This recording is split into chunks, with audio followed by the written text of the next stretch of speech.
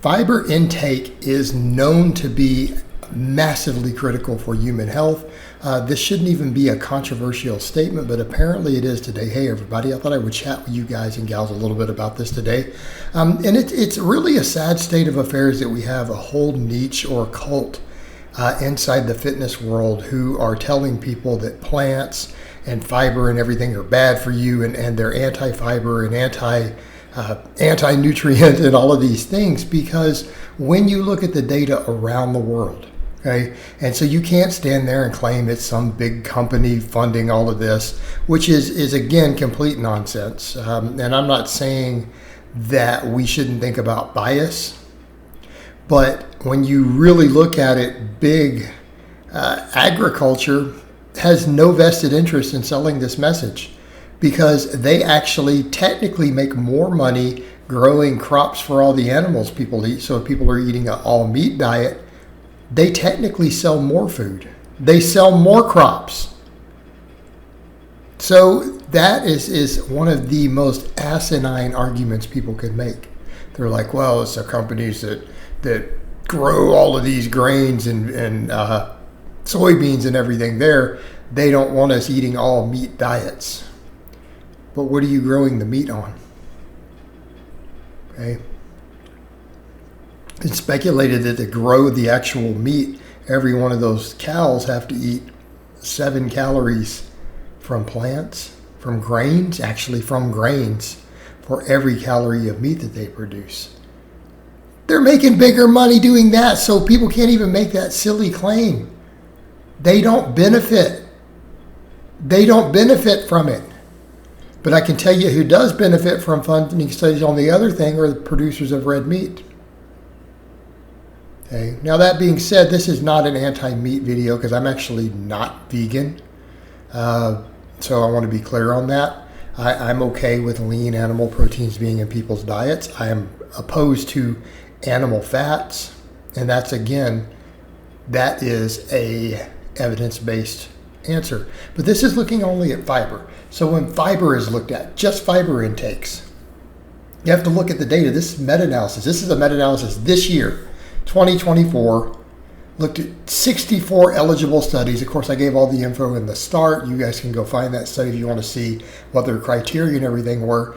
But when you look at it, hey, look at the number of people involved in the studies, the 64 studies. Over 3 million people were investigated.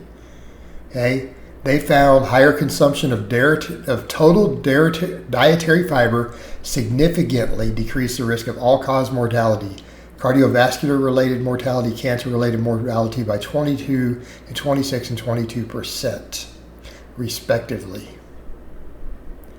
The consumption of insoluble fiber tends to be more effective than soluble fiber intake in reducing the risk of total mortality and mortality due to cardiovascular disease and cancer. Additionally, dietary fiber from whole grains, cereals, vegetables associated with reduced risk of all-cause mortality, while dietary fiber and nuts and seeds reduce the risk of cardiovascular-related death by 43%. Oh man. That's also because of the healthy fats in the nuts and seeds, right? Polyunsaturated fats in a whole form. We're not talking about damaged ones that have been cooked in high temperatures in cooking oils, right? We're not talking about that. We're talking about from nuts and seeds. Okay? Extremely healthy. So yeah, you combine that with the fiber, you're in a good place. And many experts have pointed it out for years. That's one of the biggest problems in the American diet is the low fiber content. That is one reason we have. One of the reasons, it's not the only reason, but when you look at the processed nature of our diets, our low fiber intake directly correlates with cardiovascular disease, cancer, and diabetes. Okay? And it has to do with the rate at which we absorb our foods. Also has to do with our gut flora and our gut health. And that's a whole nother area that we're looking at. This is just looking at what they can measure. This isn't finding all the individual causes, but gut health is probably a big part of that. We know that affects things like immune system, cognition, everything. Okay? And fiber is good for your gut health. Now, you get people who get into these who are like, well, my gut is so damaged I can't handle fibers in large amounts. Well, that's because you've eaten a really, really bad diet and damaged your body. And yes, so in that case, some of those people have to eat lower fiber diets, but they can introduce these things correctly over time. They can do the low FODMAP approach and introduce these things over time and eventually get their gut healed and healthy enough to eat a normal, healthy diet, which is high in fiber. But again, we need to be clear on this. High fiber intake absolutely reduces all your cardiovascular risk, heart attack and stroke, reduces most forms of cancer, reduces diabetes, also reduces obesity. Okay? Again, we're looking for a solution for losing fat. Well, fiber in general increases the thermic effect of your food. You have to burn more calories to absorb it. Okay? Slows digestion, slows absorption. So therefore we get some positive responses on the insulin response and glucose response ends. Because glucose is great for us. It is our primary fuel source.